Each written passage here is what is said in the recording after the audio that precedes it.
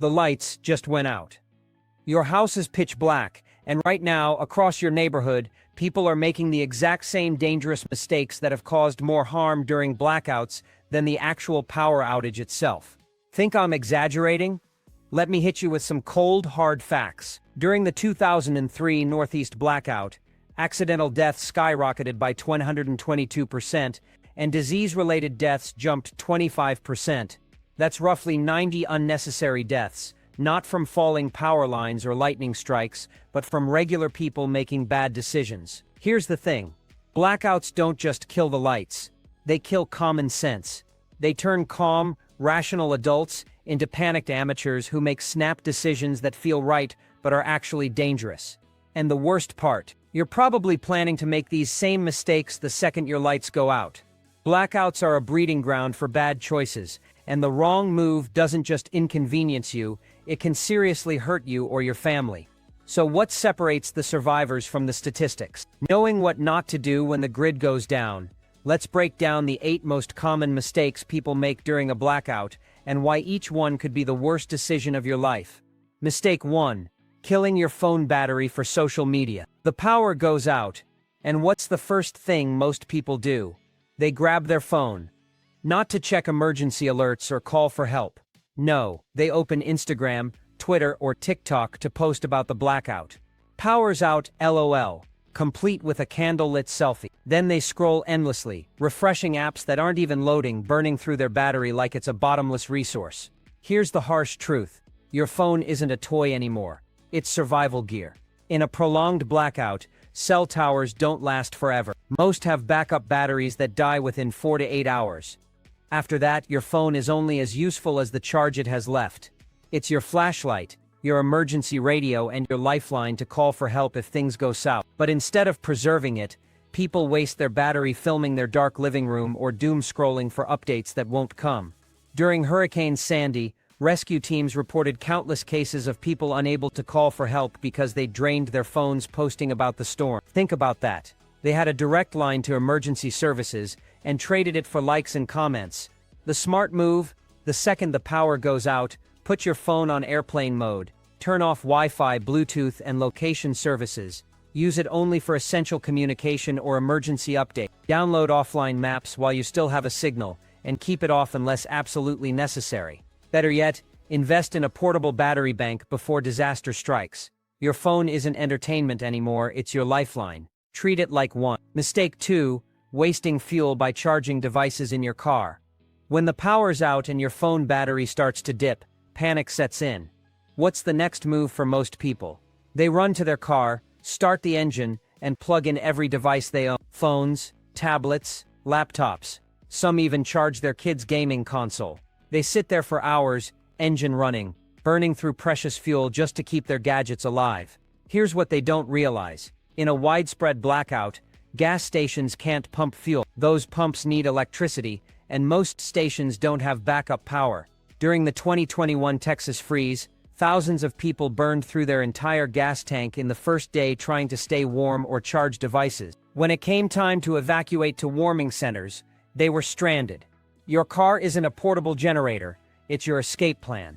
That fuel could be the difference between getting to safety and being stuck in a dangerous situation. And let's be real.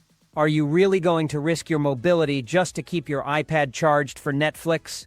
The smarter move: use your car's charging ports sparingly and only for critical devices like your phone. Better yet, invest in a solar-powered charger or a portable battery bank. These can keep your essentials running without touching your fuel supply. Your car is your lifeline to safety, not a charging station for your gadgets. Don't waste it. Mistake 3. Opening every window and door for airflow. The power's out, the AC is dead, and the house is starting to feel stuffy. What do most people do? They throw open every window and door, thinking at least we'll get some fresh air. For about 20 minutes it feels like a good idea. Then reality hits. What you've actually done is destroy your home's ability to regulate temperature. In the summer, you're letting in hot air that your house will never cool down again without AC. In the winter, you're bleeding out precious heat that took hours to build up. Your home becomes whatever temperature it is outside, and you lose all control. During the 2021 Texas freeze, this mistake cost lives.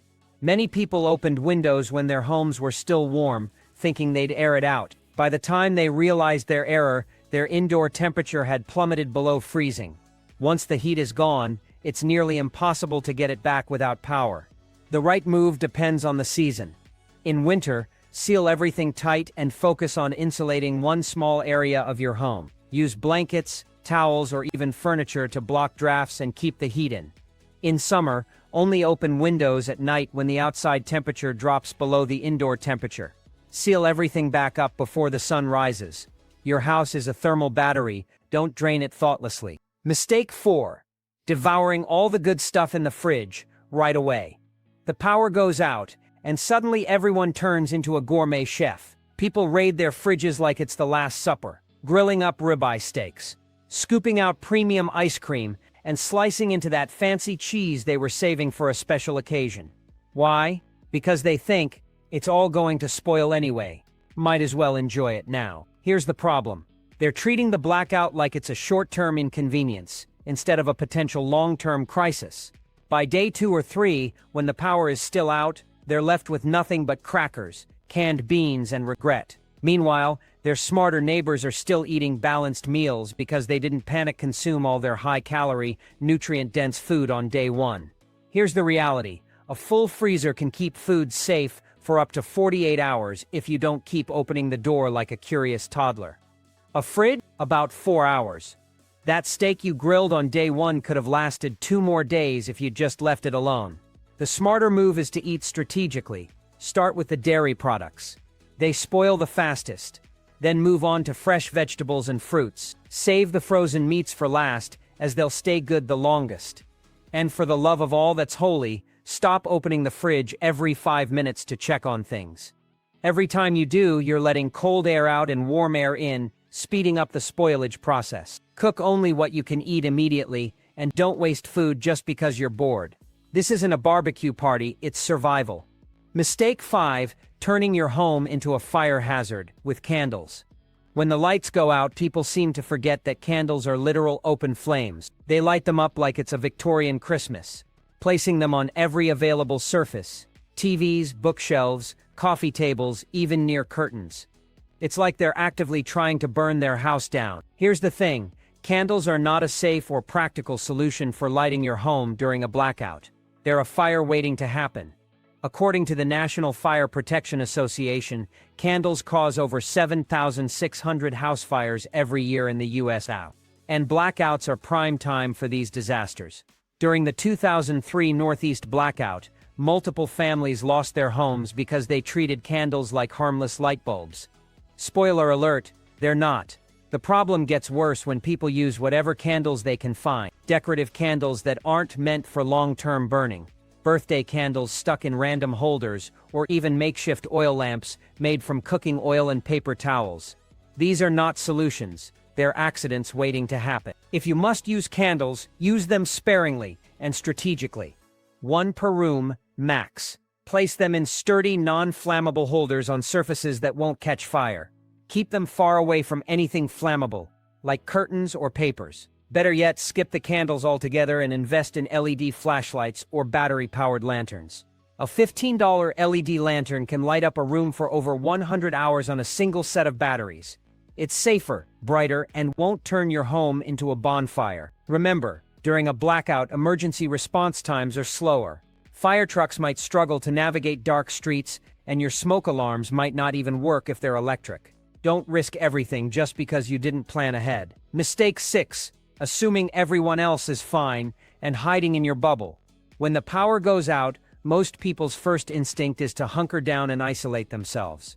They lock their doors, light their candles, see mistake 4, and wait it out alone. They assume their neighbors are fine because, hey, everyone knows how to handle a blackout, right? Wrong. This kind of thinking is not just selfish, it's dangerous. The safest neighborhoods during blackouts are the ones where people check on each other, share resources, and work together. The most vulnerable neighborhoods, the ones where everyone assumes everyone else is fine and stays behind closed doors. Think about it. That elderly couple next door might rely on medical equipment that just stopped working. The single mom across the street might be sitting in the dark with her kids because she ran out of batteries. The The guy with diabetes down the block might need to keep his insulin cool and has no idea how to do it. Research shows that power outages significantly increase health emergencies, many of which are preventable with a little community coordination. The first hour of a blackout is critical. Instead of hiding behind your own door, start knocking on others. Check in with your neighbors, share phone numbers. Find out who has medical needs, who has extra supplies, and who might need help. Pool resources like ice, flashlights, or battery-powered radios. A connected neighborhood is a surviving neighborhood. Isolated households, they're the ones that end up in the news for all the wrong reasons. Don't be the person who assumes everyone else is fine. Be the person who makes sure they are. Mistake 7. Cracking open a cold one and pretending it's a vacation. The lights go out, and what's the first thing some people do? They grab a beer, pour a glass of wine, or mix up a cocktail like they're on some impromptu holiday. It's as if the blackout is a free pass to ignore reality and throw a party. They light candles for mood, pop open the good stuff, and settle in for what they think will be a cozy romantic evening. Spoiler alert, this isn't a rom-com, and you're not on vacation. Drinking during a blackout is one of the dumbest things you can do. Alcohol messes with your judgment, slows your reflexes, and makes you less capable of handling emergencies. If something goes wrong, like a fire, a medical issue, or even just needing to leave your house quickly, you're not going to be in the right state of mind to deal with it. During the Texas freeze, hospitals saw people making catastrophic mistakes because they were too drunk to think straight. And let's not forget the physical toll. Alcohol dehydrates you, which is the last thing you need in a situation where clean water might become scarce. Dehydration makes it harder for your body to regulate its temperature, leaving you more vulnerable to heat or cold stress. Your kidneys have to work overtime, and suddenly that celebratory drink is making survival even harder. The first 24 hours of a blackout are critical. This is when you need to be sharp, alert, and ready to adapt to whatever comes your way. Treating it like a party is not just irresponsible, it's dangerous. Save the drinks for when the power is back on, the crisis is over, and you can celebrate knowing you made it through without putting yourself or your family at risk.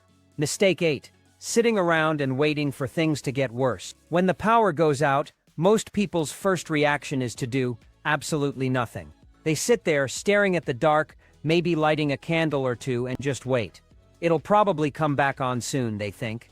No need to panic, and so they wait. And wait. Here's the harsh truth. Waiting is the worst thing you can do. By the time you realize the blackout is serious, it's already too late to prepare. The stores are either closed or overrun with panicked shoppers. Gas stations are out of fuel. Cell towers are failing. Emergency services are overwhelmed. You've gone from having a chance to get ahead of the situation to being completely unprepared. The people who handle blackouts best aren't the ones who sit around hoping for the best. They're the ones who act immediately, treating every outage like it could last for days. The first hour is your golden window to get things done. Fill every container you can find with water. Charge your devices while you still have battery packs or car chargers. Secure your home. Check your supplies. And most importantly, connect with your neighbors. In the 2003 blackout that left over 50 million people in the dark, the ones who fared best weren't necessarily the ones with the biggest stockpiles. They were the ones who used that first hour wisely. They didn't wait to see how bad it would get. They assumed it would be bad and acted accordingly. Here's the bottom line. Treat every blackout like it's going to last at least 72 hours. Overreacting to a short outage is far better than underreacting to a long one. Every minute you spend waiting is a minute someone else is getting ahead of you at the store, at the gas station, or in securing their home. Don't waste that time. Act fast, act smart, and don't let a wait-and-see attitude turn a manageable situation into a full-blown crisis. Mistake 9. Forgetting to secure your home. When the power goes out, most people are so focused on immediate needs like food, water, and light that they completely forget about securing their home. It's as if they assume everyone else is just as unprepared as they are. But here's the reality. Blackouts are prime time for opportunistic thieves. No alarms, no cameras, no streetlights. It's a burglar's dream scenario. Leaving your home unsecured during a blackout is like putting up a neon sign that says, "Come on in, help yourself." Windows left open, doors unlocked, and garages unsecured are all invitations for trouble. And don't think for a second that your neighborhood is immune. Desperate times make people do desperate things, and a prolonged blackout can bring out the worst in some. The solution: lock everything down. Secure your doors and windows, and if you have a generator, make sure it's chained up or locked in a secure area. Generators are one of the first things to get stolen during blackouts because they're valuable and easy to resell. If you have outdoor lights that run on solar power, use them to illuminate entry points around your home. Even a little light can be a deterrent, and don't forget about your car. A blackout can lead to gas shortages, and siphoning becomes a real risk. If you can, park your car in a locked garage or at least invest in a locking gas cap. The bottom line: don't assume your home is safe just because you're inside. Take the time to secure it properly, and you'll sleep a lot better at night. Mistake 10. Ignoring your mental health. Blackouts aren't just a physical challenge, they're a mental one too. The stress of not knowing when the power will come back, combined with the disruption to your daily routine, can take a serious toll on your mental health. And yet, most people completely ignore this aspect of preparedness. They focus on stockpiling food and water but forget that their mind needs care too. Sitting in the dark with nothing to do can quickly lead to boredom, frustration, and even panic. This is especially true for kids, who might not understand what's happening, and for anyone already dealing with anxiety or depression. A prolonged blackout can feel like an endless waiting game, and without a plan to stay mentally engaged, it's easy to spiral into negativity. Plan for your mental health just like you plan for your physical needs. Have activities ready to keep everyone occupied: board games, books, puzzles, or even a deck of cards. If you have kids, make sure you have something to distract them, like coloring books or toys.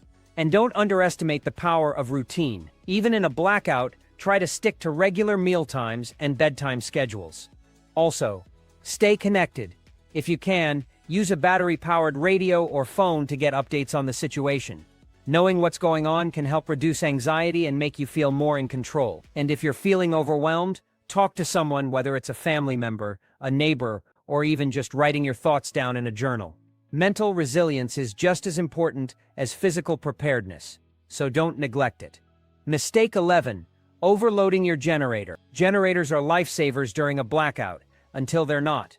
One of the most common mistakes people make is overloading their generator, either because they don't understand its limits, or because they're trying to power too many things at once. There is a blown generator that leaves you worse off than you were before. Here's the deal. Every generator has a wattage limit, and exceeding that limit can cause it to overheat or shut down entirely. But people don't think about that when they're plugging in everything from their fridge, to their TV, to their phone chargers. They treat the generator like it's an unlimited power source, and that's a recipe for disaster. To avoid this, you need to know your generator's capacity and prioritize what you power. Essentials like your refrigerator, medical devices, and a few lights should come first. Non-essentials like your TV or gaming console, those can wait. And don't forget about maintenance. A poorly maintained generator is more likely to fail when you need it most. Check the oil, clean the filters, and make sure you have enough fuel to keep it running. Also, safety first. Never run a generator indoors or in an enclosed space like a garage. The carbon monoxide it produces can be deadly. Keep it outside, at least 20 feet away from your home, and make sure the exhaust is pointed away from any windows or doors. A generator is a powerful tool, but only if you use it wisely. Don't let carelessness turn it into a liability. Mistake 12. Not having a backup communication plan. When the power goes out, most people assume their cell phones will keep them connected to the world. But what happens when the battery dies, or worse, when the cell towers go down? Suddenly you're cut off from emergency updates, loved ones, and any chance of coordinating help. This is a mistake that can turn a manageable situation into a full-blown crisis. The truth is, relying solely on your smartphone during a blackout is a gamble. Cell towers can fail, networks can become overloaded, and your phone's battery won't last forever. And yet, most people don't have a backup communication plan. They're left scrambling when their primary method of staying connected goes dark. The solution? Diversify your communication option. Invest in a battery-powered or hand-crank emergency radio to stay updated on weather alerts and emergency broadcasts. Walkie-talkies are another great option, especially for staying in touch with family members or neighbors within a short range. If you're serious about preparedness, consider a satellite phone or a ham radio. These devices work independently of cell towers and can be lifesavers in a prolonged outage. And don't forget about the basics. Write down important phone numbers and addresses on paper. In a world where we rely on our phones to store everything, a simple piece of paper can be a game changer when your phone is dead. A backup communication plan isn't just a luxury, it's a necessity. Mistake 13, overlooking sanitation and hygiene. When the power goes out, sanitation and hygiene often take a back seat to more immediate concerns like food and water. But neglecting this aspect of preparedness can lead to serious health problems, especially during a prolonged blackout. Without running water, toilets stop flushing, sinks stop working, and basic hygiene becomes a challenge. Most people don't think about what they'll do when they can't flush the toilet or wash their hands. They assume the power will come back before it becomes an issue. But what if it doesn't? What if you're dealing with days or even weeks without running water? Suddenly, sanitation becomes a critical concern. To avoid this mistake, you need a plan. Start by stocking up on hygiene essentials like hand sanitizer, wet wipes, and biodegradable soap. These items can help you stay clean when water is scarce. For toilets, consider a portable camping toilet or a bucket with a tight-fitting lid. Line it with heavy-duty trash bags and use absorbent materials like cat litter to manage waste. Don't forget about trash disposal. Without regular garbage pickup, waste can pile up quickly, attracting pests and creating unsanitary conditions. Have a plan for storing and disposing of trash safely. And if you're using a generator, make sure you're not dumping oil or fuel waste improperly. It's not just bad for the environment, it's dangerous. Hygiene might not seem like a top priority during a blackout, but it's one of those things that can spiral out of control if you're not prepared. A little planning goes a long way in keeping you and your family healthy. Mistake 14, forgetting about pets. In the chaos of a blackout, pets are often an afterthought. People are so focused on their own needs that they forget their furry friends have needs too. But your pets rely on you for everything, and a prolonged power outage can be just as stressful for them as it is for you. One common mistake is not having enough pet food and water on hand. If you're stocking up for yourself, make sure you're also stocking up for your pets. They'll need enough food and clean water to last at least a week, if not longer, and don't forget about their specific needs. Medications, bedding, and even toys to keep them calm and occupied. Another issue is temperature regulation. If it's hot, your pets can overheat quickly, especially if they're left in a stuffy house without air conditioning. If it's cold, they'll need extra blankets or a warm place to stay. Pay attention to their behavior. If they're panting excessively or shivering, it's a sign they're struggling with the temperature. Finally, think about their safety. A scared pet can bolt out the door or get into dangerous situations. Make sure they're secure, whether that means keeping them on a leash, in a crate, or in a safe room. And if you have to evacuate, have a plan for taking them with you. A pet emergency kit with food, water, and medical supplies can make all the difference. Your pets are part of your family, and they depend on you to keep them safe. Don't let them become an afterthought during a blackout. Mistake 15, not practicing your plan. Having a plan is great, but if you've never practiced it, you're setting yourself up for failure. Most people think they'll just figure things out when the time comes, but that's a recipe for chaos. A blackout is not the time to be learning how to use your generator, figuring out where your flashlight is, or realizing you don't have enough batteries. The biggest mistake here is assuming that preparation equals readiness. You might have all the supplies you need, but if you don't know how to use them, they're not going to do you much good. For example, do you know how to safely operate your generator? Do you know how to set up your emergency radio? Have you tested your backup lighting to make sure it actually works? The solution is simple. Practice. Treat it like a fire drill. Turn off your power for a day and see how well your plan holds up. Can you cook without electricity? Do you have enough water? Are your communication methods effective? This kind of trial run can reveal gaps in your plan that you might not have noticed otherwise. Involve your family in the process. Make sure everyone knows what to do and where to find supplies. Practice things like setting up a safe area for candles or flashlights, using your first aid kit, and even basic survival skills like purifying water. The more you practice, the more confident you'll be when a real blackout happens. Preparation is about more than just having the right stuff. It's about knowing how to use it. Don't wait for an actual emergency to test your plan. Practice now, so you're ready when it counts.